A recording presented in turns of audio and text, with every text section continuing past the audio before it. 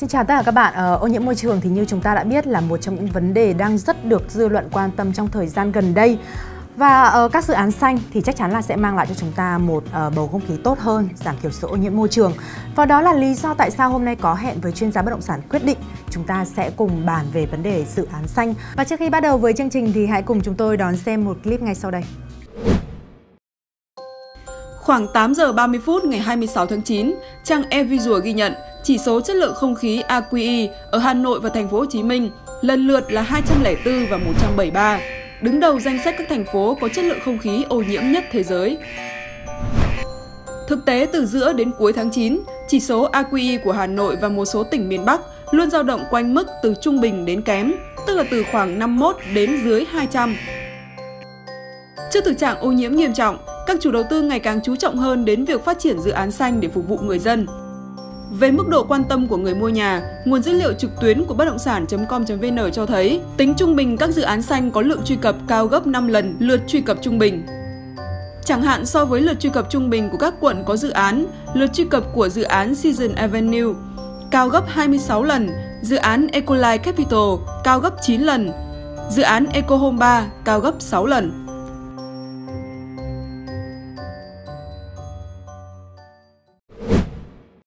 Và để mọi người có một cái nhìn chính xác hơn về thế nào là một dự án xanh đạt chuẩn và đâu là những lợi ích mà dự án xanh có thể mang lại cho chúng ta, thì hôm nay có hẹn với chuyên gia bất động sản mời đến với trường quay của chúng ta ông Douglas Snyder.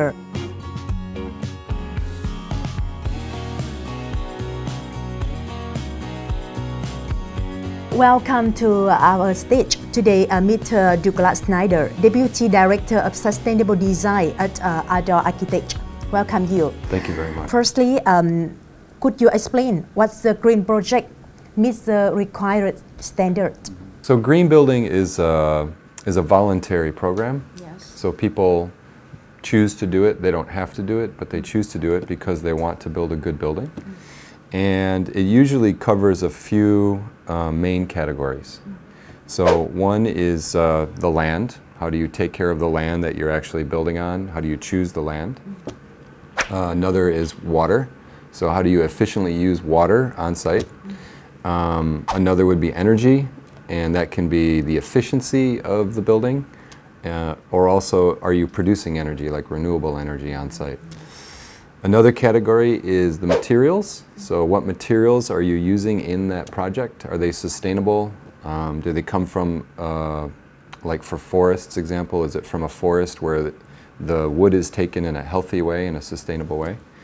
And then the last main category is the health of the building. So is it non-toxic and is there good air?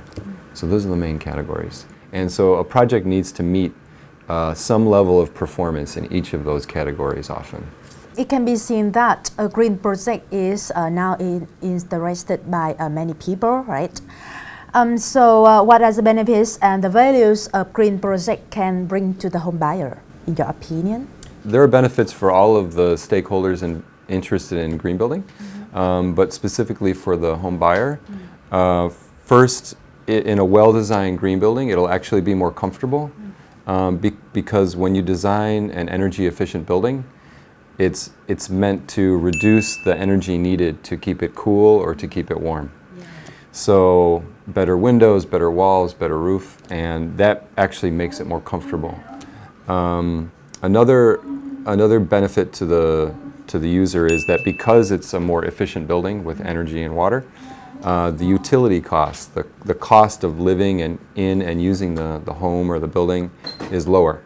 So for a homeowner, it can be, you know, maybe it's $50, $60, $70, $100 a month. For a company, it could be a huge amount of money. So like I just did an assessment on a project and the savings is $250,000 a year. So it can add up. So those are a couple of the benefits. The last benefit would be the health of the building, the actual indoor healthiness of the building. So people always think that all the air pollution is outside, but there's actually air pollution inside our buildings too. It's safe to them, right? Yeah, exactly. Well, some of it comes from our furniture and some of it comes from some of the construction materials. So We need to make sure we have fresh air. We need to make sure we have clean air that's in the buildings as well. Do you think what is the current situation of green project or green building development in Vietnam now? It's thankfully picking up, so it's getting stronger. I think that people are realizing that we don't just want more buildings, but we want good buildings, and we want healthy buildings. So to date, we have 116 certified projects in Vietnam, and we have 268 more that are registered, that are in the process. So you can see there's a lot more that are recently registered and trying to get certification. So there's a bit of a boom in green building construction and green building planning. Can you name some typical green project now in Vietnam? Yeah, sure. So there's different systems, right? And some of the investors that we've worked with, or that I've worked with, include Capital House. I would say Capital House is one of the leaders. Okay. We've worked with Nam Laum and EZ Land. Yeah. Initially in the market, it was more international projects. So like in the garment factories, Intel, Adidas. So they have an international profile to build green buildings. And so when they come into a country and they're going to build a manufacturing plant, they want it to be green building certified. So for them, it's just policy. That helped jumpstart the market in Vietnam. And so there were some of the early market leaders, actually Big C as well. So those were early market leaders. But now we have domestic Vietnamese investors that are getting involved and building more green buildings. So also TTG, yeah, we're working on a project with TTG. So yeah, it's very active. Specific projects, I mean, if people are in Hanoi and they want to take a look at something, they could look at the UN-1 building. So the United Nations built a green building that's certified under 2 systems. So there's not quite as many in Hanoi. There's going to be a new building on Dung Lang Street. I can't really say the name yet, but yeah, there's definitely going to be some more. Yeah, and in the south, it's residential projects. So there's a lot of residential towers that are going. Actually, more also in the north as well. So with Capital House, there's residential projects. And you know, many people, they criticize issue about constructing environment-friendly building is a price. You know that, right? Most green buildings cost a premium of around 2%, but yield 10 times as much over the entire life of the building. So what do you think about the price of building the green project? So I mean, that's always, even in the United States, that was the first thing that developers were afraid of, and what made them hesitate was the thinking that it's going to be expensive.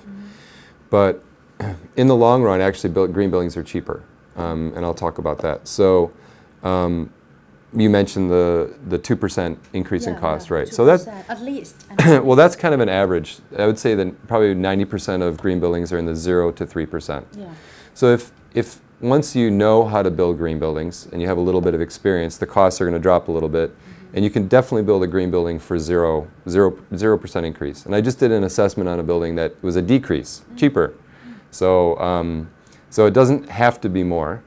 It depends a little bit on the design team and how smart they are, but typically it's not a huge amount more. In fact, it's within the margin of increase where it could be the same as what fixtures are you choosing for your kitchen, or so it's not really this huge expense. If you do a very aggressive super green building, yeah, then you're looking at 10 or 12%.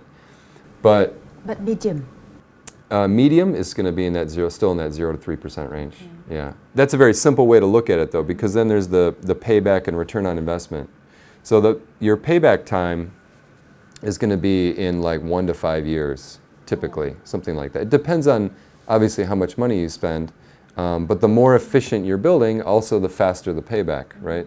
So I just looked at a project that has a 6-month payback, and another one that has 0. Like it's already pays for itself. Others, of course, could be a lot longer.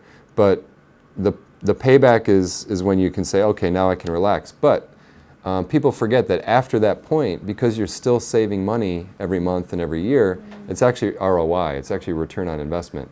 So for the life of the building, it's giving you a return. So if people look at green buildings as return on investment, there might be a small upcharge of 0, 1, 2, or 3%. And even if it's more, once you achieve your payback period, then it's all just pure ROI. And so then it's a smart investment. I know that a smart investment, but after around 5 years, right, they can pay back, right? But at that time, when they have to pay a huge money to own the green building, I'm afraid that many Vietnamese people, they cannot affordable that price. So it is possible if the developer, they can build the green building. But for the medium average people, it is possible in Vietnam? Oh, absolutely. Yeah, I would say most of the residential towers that are doing green building are built for low to middle income. So it's very common. And there's under the EDGE program, there's about 1 million square meters of already certified built green buildings in Vietnam, and those are mostly in the residential. So it doesn't have to be expensive, and not only that, for the builder, there's other advantages. One is that both globally and in Vietnam, we see faster lease-up rates, so the buildings fill faster. People will buy the condominiums or apartments much quicker, and also the sale, if you want to sell the building in the future. So right now, it's too early to see how that works in Vietnam. But globally, the average asset value increases 7%. So if you own a green building and you want to sell it, you're going to be able to sell it for more. So that's why green building is so popular around the world, is it's taking a regular building and you're improving the quality, you're improving the performance, and so it's a higher value. It doesn't have to be an insanely high cost, but it definitely will carry a higher value. But in Hanoi now, so in your opinion, how many buildings they can consider as a green building? So 30% of the certified projects of the 116 in Vietnam are in Hanoi, or in the north. So we're looking at about 30 or 35 buildings. Yeah. At least 30%. Yeah. Yeah. Okay. And Hanoi is catching up. So in the last 10 years or so, I would say Ho Chi Minh in the south was more advanced in promoting green building or completing green buildings, but now the north is starting to do a lot more. So, for instance, if I'm a home buyer and I would like to buy the green apartment, so how many steps do you think I need to prepare before buying the green apartment? How many steps? Well, I think more of the steps are on the side of the investor and the developer because they're going to be working to get the certification. But for the home buyer, look at a building and a location that you want to live in, and then talk to the investor and the developer that's promoting their property and ask them, are you getting a green building certification?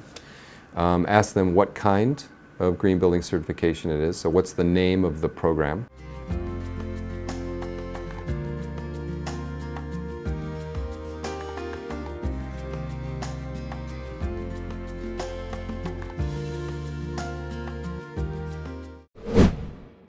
When a home buyer is approaching, trying to research and maybe they want to buy some property, then they should talk to the retail side, the seller of the units, and ask them, are they planning on getting certification, or do they have certification for that building? And then the way it works with a lot of the system is that there's 2 levels of certification. There's design phase, and then there's finished construction phase. So when just the architectural plans are done and they're starting to promote the project, a lot of investors and developers will communicate that to the market and say, look, we have a preliminary certification, our designs are pointing at green, we should be able to do green, and that will attract more people. So that's a clue that could be a really good green building. And then just anybody who's interested in buying that property would want to watch and make sure that the final green building certification is achieved. Of course, Somebody can also look at developers that have already built green buildings, and then they can be more confident that they'll be able to get some green building. I think I mean, it's hard for a home buyer to know everything that they should be looking for, but definitely the first thing would be looking for that certificate and that process. Some questions they could ask is how much should I expect to save on my energy compared to a regular building, and how much should I expect to save on my water, and the developer, they have to answer all of that question, right? Well, they don't have to, but it's a good question. It's a reasonable question to ask. It's not an unfair question. So if the developer has been going through the green building certification process, they will have an idea of that. And so they should be able to give an approximate value. Yeah. So thank you a lot for attending with us, and hope that in the near future, Vietnam real estate market can have more green building and more green apartment for all Vietnamese people. Okay, so thank you a lot for being with us today. Thank you too. Thank you very much for having me. Thank you again. Dự án xanh là một điều mà bây giờ tất cả mọi người đều đang rất quan tâm, và trong số chúng ta thì chắc hẳn là rất nhiều người đang muốn sở hữu cho mình một căn hộ trong dự án xanh. Và nhiều chủ đầu tư thì hiện giờ đang lợi dụng cái tâm lý này để khoác cho những dự án của mình một tấm áo của một dự án xanh. Tuy nhiên trên thực tế thì điều này lại không phải. Vậy thì làm thế nào để biết là căn hộ mình mua có phải là thuộc về một dự án xanh tiêu chuẩn? Hãy cùng đón xem Có Hẹn với Chuyên gia Bất động sản số thứ 8 được phát sóng vào 10 giờ sáng ở thứ 5 của tuần tiếp theo. Xin cảm ơn và hẹn gặp lại.